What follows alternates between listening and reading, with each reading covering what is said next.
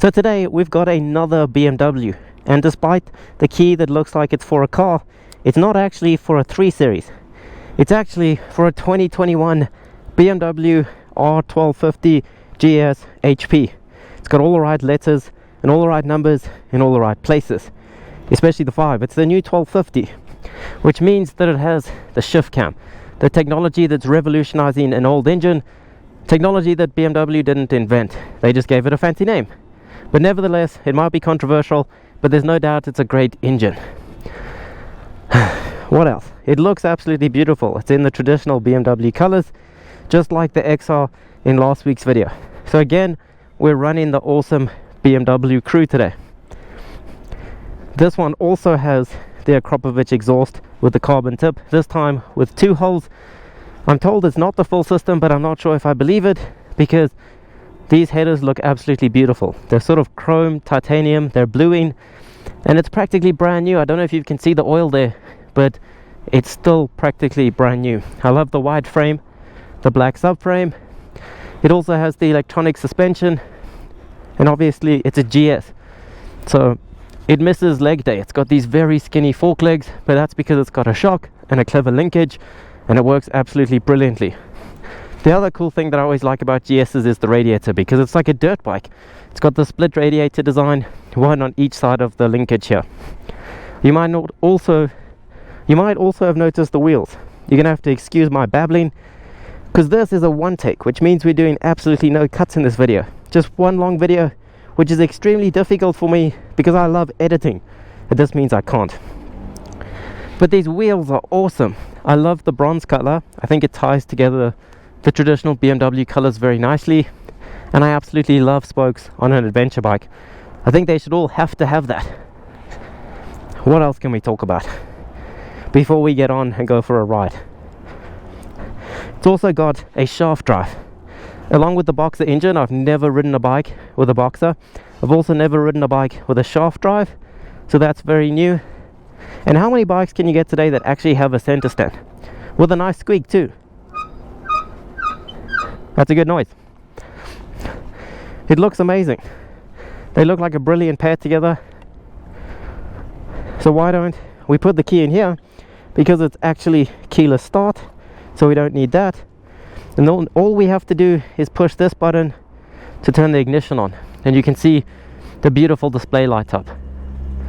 That's better than modern BMW cars in my opinion. We've also got the GPS, which you'll see when you're riding. The other cool thing, if you want to lock the steering, you just push it to the side and you hold this button down, and you can hear the motor lock the steering. And now it's locked, and you just push it to unlock it. I just think that's so cool. And the same with the fuel cap. You don't even need a key to open it. They're really embracing this keyless thing. I haven't actually tried it, but how do you open the key? It's not working. Oh, does it have to be off? Okay, so as long as the ignition's off, you can open the fuel cap without a key. That's just cool. Okay, we'll turn the ignition on for the 3rd time and go for a ride.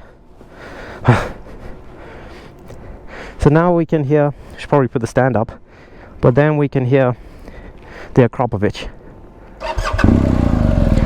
So the whole bike sort of tugs to the left as it starts with the Boxer engine. That's just super strange for me.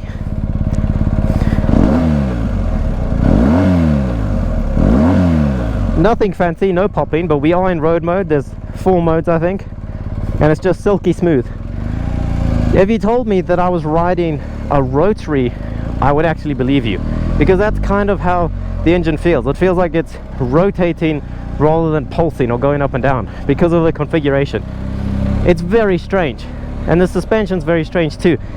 It feels like the bike sort of goes up and down rather than forward with forks because of that linkage.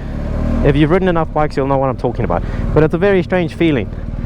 And the shaft drive is also pretty noticeable. It feels a bit more direct. It feels like it stands the bike up quite nicely. But the linkage is very strange. The suspension linkage on the front, it makes it feel more like a waterbed rather than a traditional bed. And I'm sure you've heard the boat joke about these things, and you can see why. It's kind of like a speedboat, and as you accelerate, the front picks up. If you've ever seen a GS ride past you changing gear, you'll notice how the front sort of dips as you change gear. And this, even with its fancy quick shifter that goes up and down, it still does that. It's not very smooth. That dash is awesome. I'm struggling to talk with my one take. Editing would be nice roundabout now. See, that's the quick shifter. I know you're not supposed to be going that slowly and have the revs that low when you do it, but the XR that I rode in last week's video, which was actually just like half an hour ago, it was smooth no matter where you were in the rev range and no matter which gear you were in. So this does surprise me. You can see how the front picks up when you do that. It's so silky smooth. I have to say, if I wanted to go on a 6-hour ride right now, this is the bike I would take, which you probably expect. But to be honest, the thing I want to do with it most of all is just take it off-road, because it has Enduro Mode. It's essentially just a big dirt bike, and I really want to see if it really is. And I don't know if you can see on the GoPro, but on the GPS there's a little motorbike. That's us. If you have one of these BMW GPSs, you'll know what I'm talking about, and it won't be exciting, but to me, I think that's pretty funny. So it doesn't make a bad noise. I really didn't expect a GS to sound this decent. It's a very different noise. As I said, I've never ridden a Boxer, but it's quite pleasant. While we're going down here, let's try and put it into a different mode. There's Dynamic Pro. That should be a bit quicker. Should be a bit better throttle response.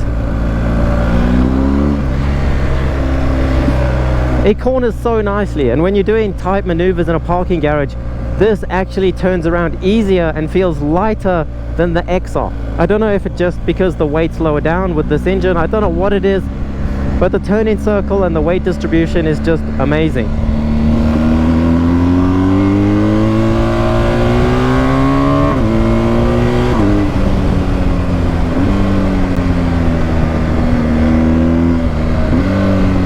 Not too shabby. You can definitely feel the displacement. The fact that a big bike like this can get up and go so quickly is impressive.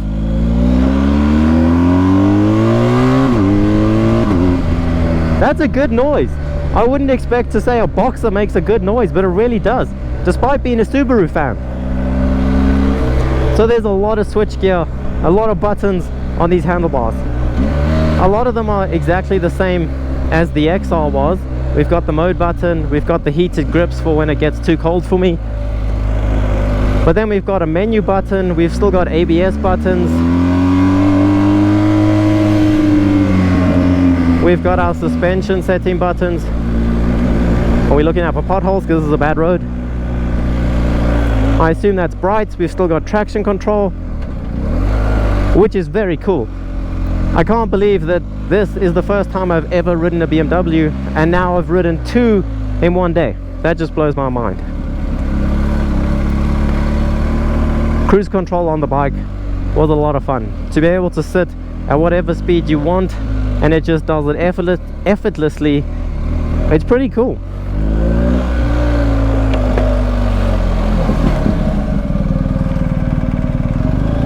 So if you're wondering why we're here, it's simply just to get thumbnail photos of this bike and the XR. That's the only reason I ever come to dodgy underground parkings. I never actually park and shop. I always just want to take photos or film videos. But anyway, that was 10 minutes or however long this was with a brand new GS. This is definitely a bike that you have to tick off your bucket list.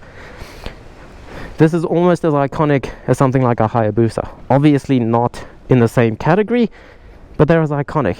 You've probably heard plenty stories about GSs and how brilliant they are. And whether you agree or disagree, you have to try one, and I'm very glad that I got to try one. But anyway, thank you so much for watching Reduced Chaos, and I'll see you on the next ride. I think we lost the XR. I'm sure you'll find us. Should we wait? I'm not really sure. This is strange. Why can't you just buy a tank pad? Why do you have to have that? I'm not sure. I do like that the pegs are sort of metal and not rubberized like on the XR. Your passenger's still rubberized. We'll never know.